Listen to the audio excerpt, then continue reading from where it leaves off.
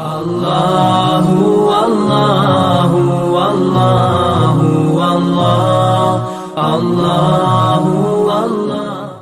बिस्मिल्लाहिर्रहमानिर्रहीम सल्लल्लाहु अला नबील करीम। अस्सलामु अलैकुम वरहमतुल्लाहि वबरकातुहू। रमज़ान ट्रांसमिशन में एक मरतबा फिर हम आपको खुशामदीद कहते हैं। आप देख रहे हैं डेली इस्लाम यूट्यूब चैनल और फेसबुक पेज। अभी तक जो दोस्त नए हैं वो हमारे चैनल को सब्सक्राइब जल्दी से कर लें और फेसबुक पेज को जल्दी से फॉलो कर लें ताकि हमारी हर वीडियो का नोटिफिकेशन बर वक्त आपको मिलता रहे। नाज़रीन, रमज़ान के मुताल्लिक़ जो मसाइल हैं, रोज़े के मुताल्लिक़ जो मसाइल हैं, अहकामात हैं, हम उनको बयान कर रहे हैं। उनका सेशन चल रहा है। पिछली वीडियो के अंदर आपने देखा होगा हमने कुछ उन मसाइल का ज़िक्र किया था कि जिनसे रोज़ा टूट जाता है और कुछ उन मसाइल का ज़िक्र किया था कि जिससे रोज़ा नहीं टूटता। आज का उसका पार्ट 2 है कि जिन चीज़ों से रोज़ा टूटता है और कुछ उन चीज़ों को बयान करेंगे कि जिससे रोज़ा नहीं टूटता। एक भाई ने हमसे सवाल किया है कि अगर किसी शख्स को रोज़े की हालत के अंदर एहतलाम हो जाए, बदख्वाबी हो जाए, उसको गुस्ल की हाजत पेश आ जाए, तो क्या उससे रोज़ा जो उसने रखा है वो फासिद हो जाएगा, वो टूट जाएगा या रोज़ा बरकरार रहेगा? इसके बारे में ये समझ लें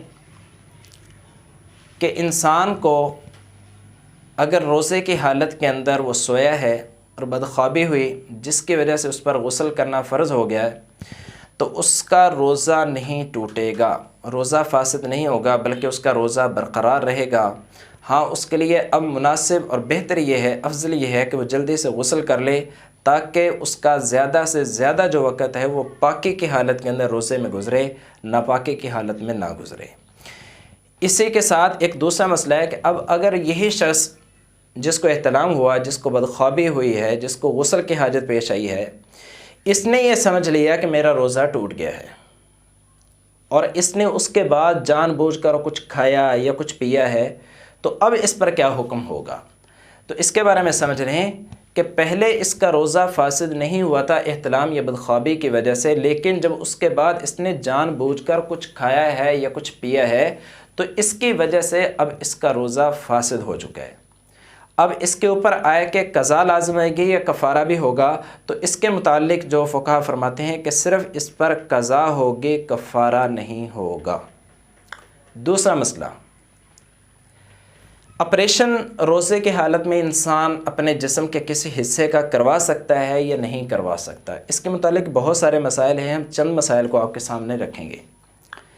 एक बात इससे पहले समझ लें कि इंसान के मैदे के अंदर, पेट के अंदर या दिमाग के अंदर कोई चीज़ अगर पहुंच जाए, या कुदरती रास्ते हैं, इससे रोज़ा टूट जाता है।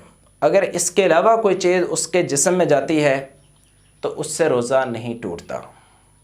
अब अगर कोई शख्स अपने जिस्म का ऑपरेशन करवाता है और जिस्म के अंदर अपने दिमाग या पेट, मैदे के अलावा जिस्म के किसी और हिस्से का, मसलन हाथ का, पाँव का, इन चीज़ों का ऑपरेशन करवाता है, टांग का ऑपरेशन करवाता है, तो इन चीज़ों से रोज़ा नहीं टूटेगा। दूसरी बात, दूसरा मसला ये है कि अगर किसी शख्स ने अपने दिमाग का ऑपरेशन करवाया और ऑपरेशन के ज़रिए से कोई दवाई जो थी वो दिमाग के अंदर पहुंचाई, या कोई हिस्सा और कोई किसी चीज़ का टुकड़ा जो था वो दिमाग के अंदर पहुंचाया है, तो इससे रोज़ा टूट जाएगा, इससे रोज़ा फासिद हो जाएगा।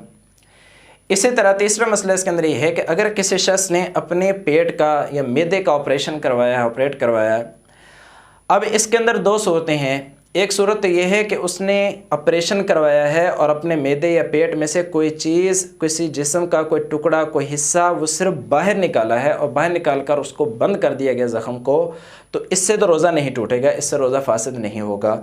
लेकिन अगर मैदे का, पेट का ऑपरेट करवाया है और उसके बदले में कोई चीज़ उसमें दाखिल की गई है, कोई दवाई लगाई गई है, या जिस्म का कोई टुकड़ा, कोई हिस्सा काट कर फिर उसके अंदर कोई लगाया गया है, या कोई और चीज़ ऐड की गई, उसके अंदर दाखिल की गई है, शामिल की गई है, तो इससे रोज़ा टूट जाएगा, इससे रोज़ा फासिद हो जाएगा। हाँ, अलबत्ता इस बंदे पर भी सिर्फ क़ज़ा लाज़िम होगी, कफ़ारा लाज़िम नहीं होगा।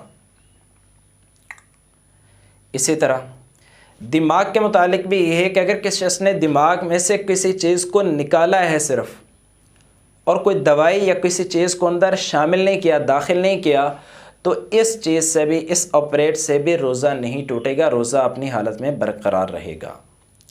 एक और मसला इसके मुतालिक ये है कि अगर किसी शख्स ने रोज़े की हालत में मिसवाक की है, टूथपेस्ट की है, तो क्या इन चीज़ों से रोज़ा फासिद होगा या नहीं होगा? तो इसके मुतालिक समझ लें कि मिसवाक वगैरह करने से, किसी भी चीज़ की मिसवाक हो, किसी भी लकड़ी की, किसी भी क्वालिटी की मिसवाक हो, उससे रोज़ा फासिद नहीं होता, रोज़ा नहीं टूटता।